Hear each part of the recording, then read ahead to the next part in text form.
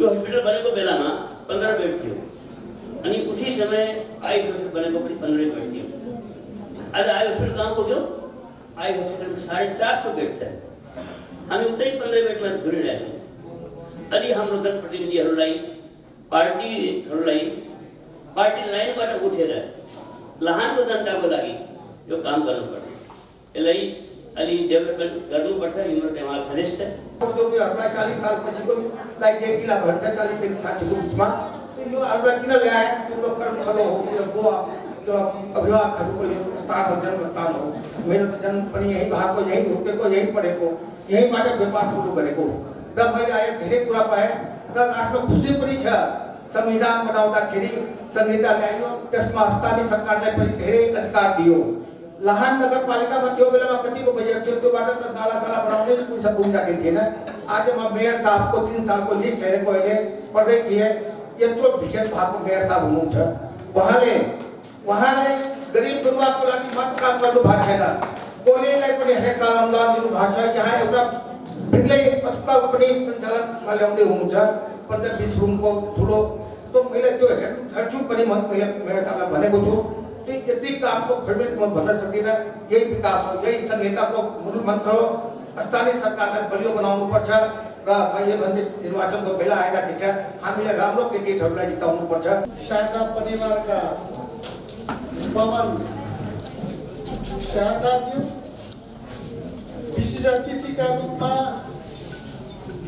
मुरारका परिवारका सदस्यहरू, शारदा परिवारका सदस्यहरू, आज म धेरै खुसी भएको छु कि लहान नगरपालिकाले जो नगरपालिकालाई जुन परिवारले यस पालिकाका विपन्न गरिबका लागि महत्त्वपूर्ण काम गर्नु हो, त्यस्तो आदरणीय व्यक्तिहरूलाई आज नगरपालिकाले सम्मान गर्दा आज म नगर प्रमुखको हैसियतले म धेरै खुसी भएको छु। किनभने त्यति बेलाका समय आजभन्दा 50 वर्ष अगाडि एउटा स्वास्थ्यको परिकल्पना गरेर एउटा गरिब विपन्नले पैसा नभएका मजदुरले उपचार गर्नका लागि विराटनगर, जनकपुर, काठमाडौँ जान नसक्नेलाई लामो उपचार दिनुभयो।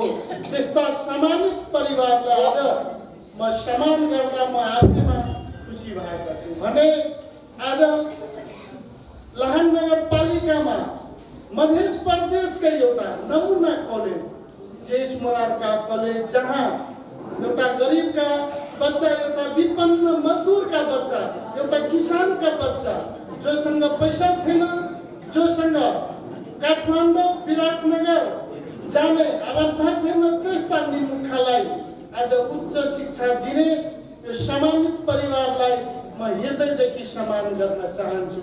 आज लहान नगरपालिका वास्तवमा हामी खुसीले गदगद भएका छौँ। सम्पूर्ण नगरवासीको तर्फबाट यहाँ एउटा धर्मशाला, जुन अतिथि सदन र जुन मरवादी सेवा सदन, जहाँ हाम्रा दाजुभाइ नगरवासीको मात्र होइन, यो सिरहा 70 र उदयपुरसम्मका हाम्रा नागरिकहरूलाई सस्तो दरमा यहाँ धर्मशालामा बिहा बर्तनदेखि हरेक पूजा पाठ गर्न थोरै पैसामा गर्न पाएको छौँ।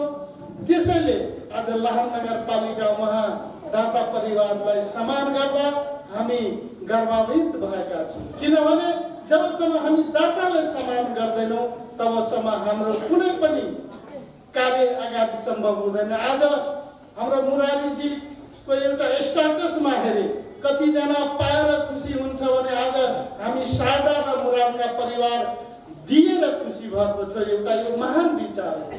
किनभने हामी लिँदा मात्रै खुसी हुन्छ, तर आज एउटा दाता परिवारले दिएर खुसी भएको छ भने म दाता परिवारलाई म आफ्नै कार्यकालमा के आग्रह गर्न चाहन्छु भने लहान नगरपालिकाले एउटा गरिबका लागि, एउटा मजदुरका लागि, एउटा किसानका लागि, एउटा विपन्नका लागि, एउटा दलितका लागि हामीले जुन एउटा हस्पिटल जुन सञ्चालन गर्दैछौँ, त्यहाँ दाता परिवारबाट पनि र आउने दिनमा यो लहानलाई एउटा तपाईहरूको आज मुरारका र सागा परिवार नेपालमै एउटा चर्चित व्यापारको रूपमा चिनिन्छ। तपाईहरूलाई एउटा व्यापारीमा पनि सम्मानित व्यापार जुन मुरारकाजी, तपाईँको पशुपति मुरारका, तपाईँको उद्योग वाणिज्य सङ्घका केन्द्रीय अध्यक्ष भइसकेका सागा परिवारहरू, त्यसैले लहानलाई तपाईँहरू जुन माया र ममताले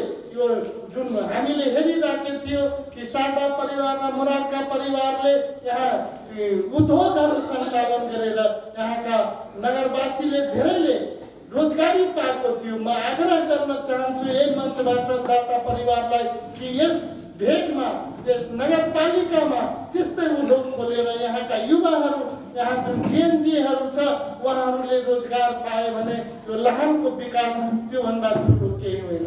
त्यसैले म सम्पूर्ण यो नगरवासीको तर्फबाट र नगरपालिकाको तर्फबाट दाता परिवारलाई यस्तै किसिमका यो लहानमा यस्तो समाज सेवा किसिमका अझै हामीले कल्पना गरेका यहाँका वृद्ध वृद्धालाई यहाँ जुन एउटा हामीले सोचेका छौँ जहाँ यहाँ धेरै यस्ता छन् कि छोरा बुहारीबाट अपहेलित भएर बाटोमा भिख माग्न बाध्य भएका छन्, त्यस्ता समाजलाई, त्यस्ता अपहेलित परिवारलाई एउटा वृद्ध आश्रम त्यो दाता र मुरारका परिवारले त्यसलाई एउटा सुविधा सम्पन्न वृद्ध आश्रम बनायो भने त्यसले लहान नगरपालिकाले जग्गा दान दिएर जग्गा सहयोग गरेर त्यसको सञ्चालनसम्म फ्युचरमा जसरी सञ्चालन हुन्छ त्यो सञ्चालनसम्मको जिम्मा लहान नगरपालिकाले लिन्छ भने म उहाँ तपाईँहरूलाई आग्रह गर्न चाहन्छु। र आज लहान नगरपालिकाले हामीसँग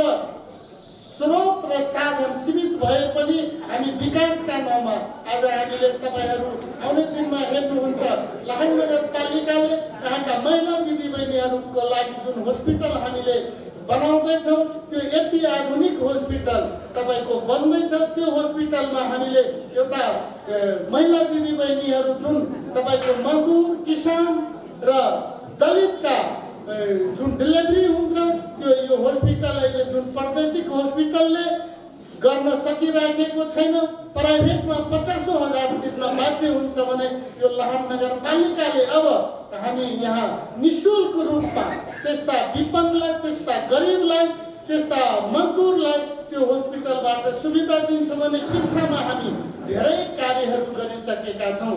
शिक्षाका हाम्रा हेड सरहरूले धेरै स्कुलहरूलाई हामी अगाडि 2टा स्कुललाई इङ्ग्लिस मिडियम बनाइसकेछौँ। त्यहाँ यहाँका जनताहरू पनि त्यसमा ललकुमारी र परडियामारी 2टाले हामी शिक्षामा कति अगाडि छौँ भने हामी उदाहरण प्रस्तुत गरिसकेछ भने अझै पनि हामी केही स्कुलहरूलाई आउने दिनमा बस्तीपुर मावि र यो पशुपति मावि पनि इङ्ग्लिस मिडियम सञ्चालन गर्ने प्रतिबद्धता जनाइराख्दाखेरि हामी नगरवासी खुसीले गदगद छौँ। किनभने हाम्रा एउटा मजदुरका बच्चा, गरिबका बच्चा, एउटा किसानका बच्चा पनि इङ्ग्लिस मिडियममा पढ्ने जुन इच्छा छ त्यो पुरा हुनेछ। र लहान नगरपालिकाले तपाईँको यति आधुनिक होइन आर्यघाट अब हामीले उद्घाटनको कार्यक्रममा केही महिनापछि उद्घाटन हुन्छ, यति सुन्दर यति रम्य बनेको छ। म सम्पूर्ण नगरवासीलाई त्यसलाई एकचोटि गरेर अवलोकन गरिदिन आग्रह गर्छु भने दुर्गा मन्दिर एउटा लहानको सौन्दर्यकरणको लागि हामीले एउटा योजना ल्याएको छौँ भने त्यस्तै धेरै यस्ता रोडहरू छन् जुन विशाल होटलदेखि ग्रामीण चौकसम्म भने थानादेखि तपाईँको यो बजार हुँदै तपाईँको गोधली होटलदेखि सिंहराही मटेरवा, सिंहराहीदेखि मरवारी सेवा सदन हुँदै धेरै यस्ता रोडहरू छ। हामीले अर्कोको टेन्डर निकालेर तपाईँको यो काम सुरु हुनेवाला छ। लहानभरिमा यस्तो कुनै ठाउँ नहोस् जहाँ हामी धुलोमा, तर हामी आफै लहानवासी एउटा गर्व गर्ने कुरा छ। तपाईँ सम्पूर्ण बुद्धिजीवी हाम्रा वार्ड अध्यक्ष लगायत सम्पूर्ण नगरवासीलाई म के आग्रह गर्न चाहन्छु भने हामी सुन्दर सफा समुन्नत लहान यो एक्लै मेयरले, एक्लै वार्ड अध्यक्षले सम्भव हुँदैन। यो सम्पूर्ण नगरवासी, सम्पूर्ण यहाँका जनताको साथ सहयोग। तपाईँ बिहान 5-6 बजे आउनुहोस्, कति सुन्दर सफा लहान हुन्छ।